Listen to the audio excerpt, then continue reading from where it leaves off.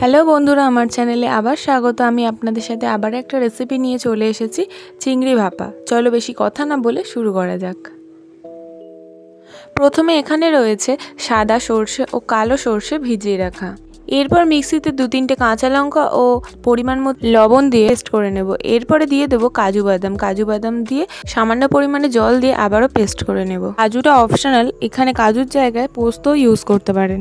এদিকে চিংড়িটা ধুয়ে পরিষ্কার করে রেখেছি। এরপরে ওই যে সর্ষে পেস্টটা দিয়ে দেব। এবার খুব আস্তে আস্তে ভালোভাবে মাখিয়ে নেব। আর দেব সর্ষের তেল, আপনারা আপনাদের পরিমাণ মতো দেবেন। সর্ষের তেল দিয়ে আবারও ভালোভাবে আস্তে আস্তে মাখিয়ে নেব।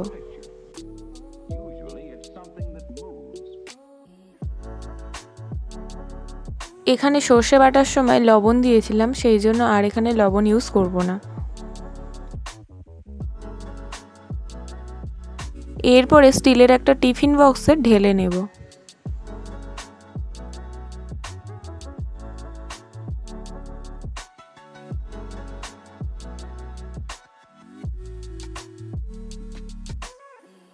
আর দিয়ে দেব কাঁচা লঙ্কা।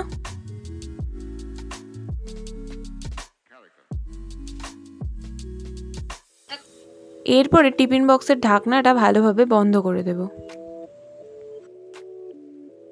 এদিকে কড়াইতে অল্প পরিমাণে জল দেব আর একটা স্ট্যান্ড বসিয়ে নেব। স্ট্যান্ডটা বসিয়ে তার উপর টিফিন বক্সটা দিয়ে একটা থালা দিয়ে ঢাকা দিয়ে দেব।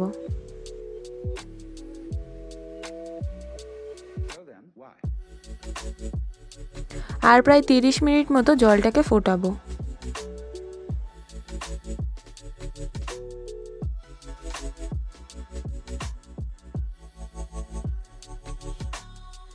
দেখুন 30 মিনিট মতো ভাপিয়ে নেওয়ার পরে রেডি হয়ে গেছে আমাদের চিংড়ি ভাপা।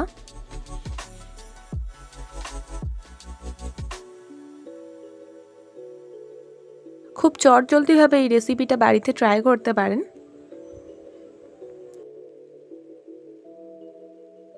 তো আমার রান্নাটা ভালো লাগলে অবশ্যই বাড়িতে একবার ট্রাই করবেন।